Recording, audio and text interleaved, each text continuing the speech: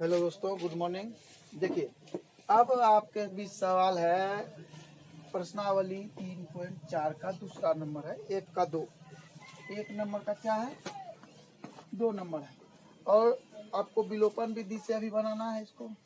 ऐसे लकीर खींचिए और आप जो है ना इसमें लिख भी सकते हैं और नहीं भी लिख सकते हैं। तो हम यहाँ पर थोड़ा आसानी से इसको थोड़ा बड़ा करके आपको समझा देते हैं। जब आप समझ जाइएगा तो आप इसे आसानी से बना पाएंगे। हम लोग इसको डायरेक्ट बना लेते हैं, लेकिन आपके लिए तो हम लिखते हैं कि समीकरण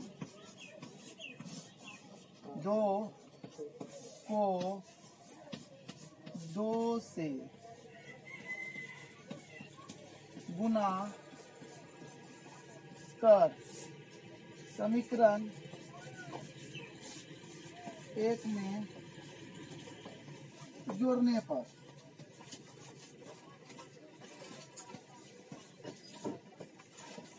तो अब आप देखिए कि प्रश्न उठता है कि सर 2 से ही क्यों गुना किया और समीकरण 2 को ही क्यों किया। हम तो 1 को भी कर सकते हैं।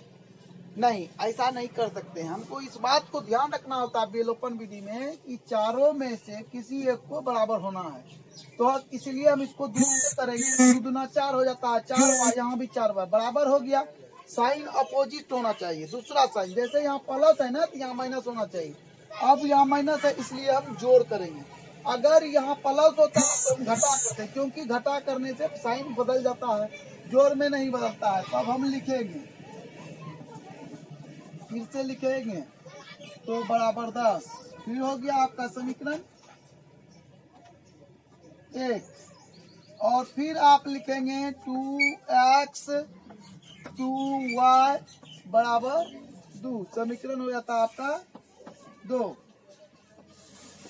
तो इस तरह से आप जो है आगे बनाना चाहेंगे तो अब हम तो यहाँ लिख दिए हैं 2 से गुना करना है, तब कर दीजिए गुना। अब ध्यान से देखिए कि 2 गुना जब करेंगे इसको और यहाँ पर जोड़ लिखे हैं तो जोड़ कर दिए 3x और 2 दूना 4 7x। अब ये देखिए ये कट गया और यहाँ बराबर लगेगा 10 4 हो जाएगा 14x बराबर हो गया आपको 14 बटे 7 कटा दीजिए, निकला 2 और x बराबर आप लिख लीजिए 2। इस तरह से एक आंसर आपका निकल जाता है। अब लिखना है समीकरण 2 में 2 का x का मान रखने पर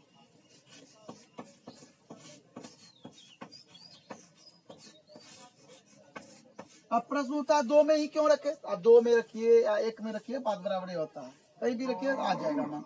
तो हम लिखते हैं 2 गुना 2, क्योंकि 2 का मान 2 निकाला, x का मान 2 निकला है और 2x माइनस 2y बराबर 2 है, इसलिए 2 दूना 4 और ये रहा आपका। इस पर घटा करेगा, बड़ा संख्या में घटा का चिन्ह है इसलिए -2 हो जाएगा। ये खत्म, ये खत्म। आप यहाँ तीर का लगाना ना भूलें। फिर आपका हो जाता है y बराबर 2/2 और कर जाता है 1। आप लिखेंगे y बराबर 1। तो इस तरह से आप निकालेंगे तो आपका आंसर निकल गया क्या, x बराबर 2 और y बराबर 1। आप किताब लेंगे बीटीसी में जाकर के आंसर मिला लेंगे बिल्कुल सही है कि नहीं। अब देखिए कहता है कि प्रतिस्थापन विधि से आप 2 तरह से पहले विलोपन कर लिए, अब प्रतिस्थापन करते हैं। 2 को कॉमन ले लेते हैं, y बराबर 2। अब आप लिख सकते हैं ऐसे करके। तो जैसे आप ऐसे लिखते हैं ये कट जाता है और 1 आ जाता है, तो आपका आ जाएगा x माइनस 2y बराबर 1 और ये रहा आपका समीकरण 2। तो अभी देखिए इसको और आगे बढ़ा लेते हैं थोड़ा सा, क्योंकि प्रतिस्थापन भी दिया है ना। तो अब देखिए कि अब आप लिखेंगे 1, ये जो है कट गया है तो 1 माइनस y, सॉरी माइनस उसका आ जाएगा तो प्लस कर लेगा और आपका ये आ जाएगा समीकरण 1। देखिए कुछ सवाल ऐसे आते हैं, सॉरी 2 होगा, ऐसे आते हैं कि जैसे कि समीकरण 1 है, आप अगर यहाँ समीकरण 2 मान लेते हैं तो आपको यहाँ लिखना होता है समीकरण 2 से, फिर आप उसको कैलकुलेशन करते हैं तो फिर x बराबर a1 प्लस वाई बराबर लिखना पड़ता है समीकरण 3। तो हमने 2 नहीं माना इसलिए 2 यहाँ आ गया, तो हड़बड़ाने की बात नहीं है। अब आप लिख सकते हैं समीकरण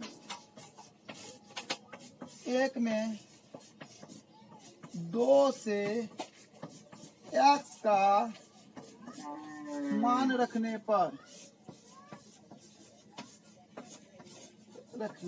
देखिए क्या लिखे, समीकरण 1 में 2 से x का मान रखने पर।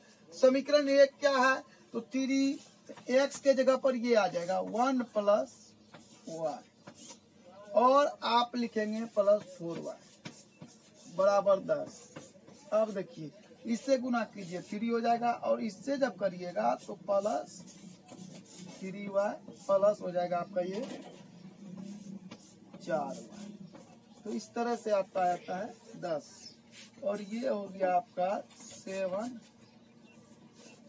7y बराबर 10 बटे 3। देखिए हमने लिख दिया था कि 3 को उस पार लेके तो बटे लिख दिए, तो गलती हो गया। तो आपको ध्यान देना होगा, यहाँ प्लस माइनस की बात है। अब जोड़ में ना है कि उस पार जाएगा तो घटा करेगा, ये इस पार उस पार नहीं होगा।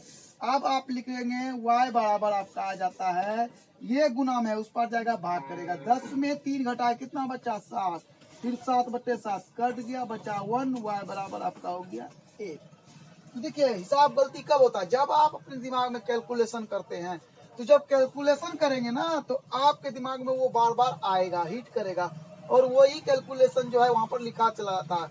आदमी जो पढ़ता है वो दिमाग से ही पढ़ता है, दिमाग जो कहता है वही वो लिख लेता है। इसलिए धैर्य रख के पढ़ना है और मन अस्थिर करके पढ़ना है। अब जो है आप समीकरण 2 में y का मान रखने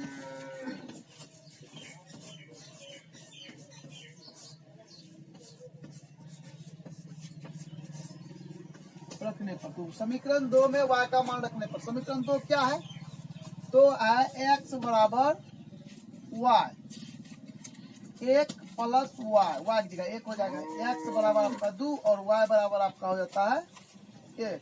तो इस तरह से आपको आंसर फिर मिलता है। तो आपको इस बात का निर्णय करना है कि कौन सा विधि अच्छा है, विलोपन या प्रतिस्थापन। हमको तो विलोपन अच्छा लगता है, आपको कैसे कौन अच्छा लगता है ये आप कमेंट बॉक्स में लिख करके डालेंगे।